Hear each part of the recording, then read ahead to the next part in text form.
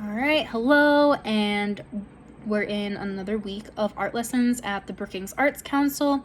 My name is Shelby, as always, and today we're going to be doing some like Picasso-esque portraits, doing some paper folding and some we're going to really kind of be creative with our paper folding and go from there. So as far as supplies today, I have just regular kind of printer paper, I have a pencil, I have an eraser, and then I do have an extra thing that will be in the supply section of like the project guide where it kind of tells you what we're doing, maybe has my example, some instructions. This little guy right here, and this is going to be kind of important for you guys. So basically it just has like a list and like some different suggestions of like different like facial features. So like there's ears in here, a mouth, like different noses, different eyes, and that are all really kind of loosely based on how Picasso creates his work, which is what the whole project is based on today. So it's a little bit of kind of like fun, quirky, like not super planned stuff. So like trying to be creative and like work with what you got. So the first thing we're gonna do is we're gonna just randomly fold our paper. We're not folding it completely in half, none of that. We're just folding like this fold right here, like random fold to begin with. I'm gonna fold it again. You can unfold it and refold it as many times as you want. I would do at least 3 or 4 just to give yourself kind of something to work with and maybe some choice within the project. You can unfold it and refold it. Try not to plan the folds, just kind of get some in there, and then we'll reevaluate and kind of look at what we're working with. So for mine, get a couple more in here. I really want like a bunch because I wanted a bunch of different colors to use. So along with this project also, like as most of my projects do, I really kind of want you to be thinking of like how and why you're using the colors that you're using. So again, this week, like using like color scheme colors, color wheel color schemes, excuse me. So like the primary colors, the secondary colors, you know what I mean? Like we talked about a little bit. Primary colors would be red, yellow, and blue. Secondary is the colors that those make, so orange, purple, and green. Monochromatic would be like tints and shades of one color, so like red, pink, and white. That would be a monochromatic. You could do analogous, which would be 3 colors next to each other on the color wheel. Whatever kind of interests you, but just kind of be paying attention to what you're using, what you're kind of drawn to, and how those colors kind of work with each other. Like what do they have in common? What don't they have in common? Like what is a little bit like maybe weird about them? What do you like? What don't you like? I think color is really exciting and can be really a lot of fun. And so I just, encourage you to think about it and kind of be aware of what you're doing so you can talk about it, because that's a big part of art. So for the project, when we are done with all those random folds, I'll hold this up and you can kind of see all the different like lines that mine leaves. We're gonna look and we're gonna turn it around and try and find like, okay, maybe this looks like a nose. Maybe that's my nose. I find it easy to look for like areas where a nose could work. If you like, you can try and look for places where like, oh, an eye would look really good right there. That makes a lot of sense to do it that way. That's fine. An ear, an eyebrow, like whatever you see, just like let it kind of show and run with it, because that's what this is a lot about. And so as for mine, I think for this one, I think I want my nose to be kind of this weird like interior, like it's pointy, and then it kind of goes straight and is a little bit like oblong. It is kind of like, I don't know if this would be considered a parallelogram, but it is 4-sided. It is irregular for sure. And we're gonna draw the nose into that space. So mine here is pointy. That's where we're gonna trace those lines in that we folded. And then I'm gonna add like that like arch to the nose there. And like, I think even like a nostril, because I want kind of like a big like funky looking nose. I just think big noses are super fun and like exciting to work with, and so I'm taking like some creative license and like following the folds for the most part, but like I don't want like this round part, I don't want it to have a right angle. I don't want it to have a corner to it. I want it to be nice and round, kind of like changing things around a little bit, taking some creative license, as I like to call it, which basically just means that you're not necessarily like following what I want you to do, which you can do that because it's art. So I got my nose and kind of like the bridge of my nose, and so from there like my page is gonna go this way or this way. So maybe my person's looking up, maybe that's what it is.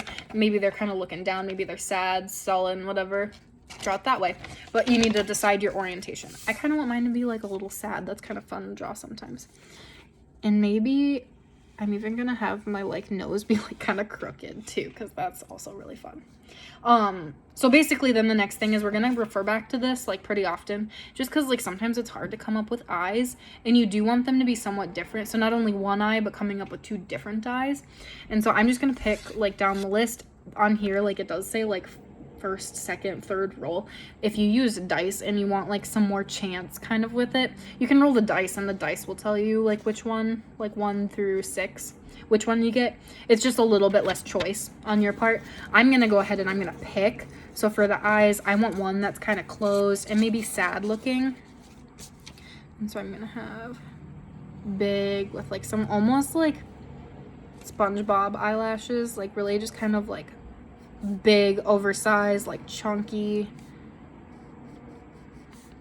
I'll draw that in and I'll show you guys when I'm done drawing.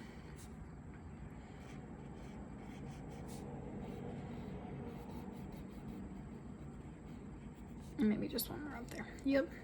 So we got kind of this big nose and then like an eye with just some ridiculous eyelashes going. They're not even going in the same direction. They're really big and chunky, not realistic at all, which is exactly what we're going for. And with this eye and like this posturing, like I just feel like it's right to add a teardrop. And as you kind of like have those inclinations to add things that are super creative and kind of like, why would you add that? Like why? Go with it. Like I'm just gonna add in like maybe this person is crying and add whatever details you'd like. Maybe there's a nose ring, maybe there's, you know what I mean, maybe they're mad, maybe they have big furrowed eyebrows, maybe they're frustrated or concerned, or you know what I mean, in my case crying. And it just seems right to add those kinds of extra details that are not necessarily part of the project, but I think that's kind of what makes it fun. I'm also gonna add like kind of a sad like hairy eyebrow. And I'll show you guys those additions as well. Hang on a minute here. So we got like an eyebrow and just some tears. Maybe I'll do a couple more down here. I'm gonna get in the rest of the face. So next I'm gonna go in and I'm gonna add probably the mouth, just because I think that the mouth, like the placement of it can be kind of interesting sometimes. And I'm gonna do it right in this, like right here. So I'm gonna have it be like back. So this is like a giant nose that's like coming out and it's leaning forward. So the mouth is gonna be like maybe even this one of these. And for that, I want not a smile, just because like obviously this person, it's not a real person, is not super happy right now. And so I would like, I don't know, I want some like big kind of like meaty lips on here, because I think that those are kind of fun always. And so adding in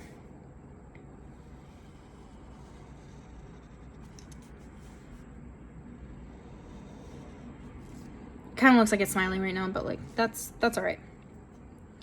Getting those lips in like that. We got some lips now. I am gonna add another eye, just really teeny tiny over here, because I think that that's a nice like juxtaposition to this big one and this big nose.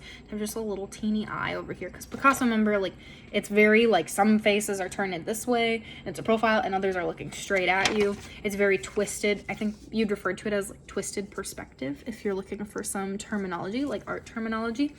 And this eye I want to be just kind of like a regular kind of standard eyeball. I want it to look like an eye. I don't want it to be confusing. And so I'm gonna do just the pupil and then just that top. Yeah. So that we just have like a teeny tiny eye up here that's like looking off in the distance, and this one's crying. But that's all in the fun of it. I am gonna also do an ear while we're here today. And I do want that to be kind of wonky and like off on its own as well. So I'm gonna do, I want it bigger than that. See, I have an eraser next to me because like I make some decisions sometimes and don't necessarily like them. So you can always erase your artwork and start over. You can always do that. So I want this big kind of weird ear. And I really am, you guys, just looking at this sheet and going from things on the sheet. If you want to be more creative than that and you want to do things that are different, like please do. So I am gonna trace some of these like folded lines just to divide up the face a little bit more.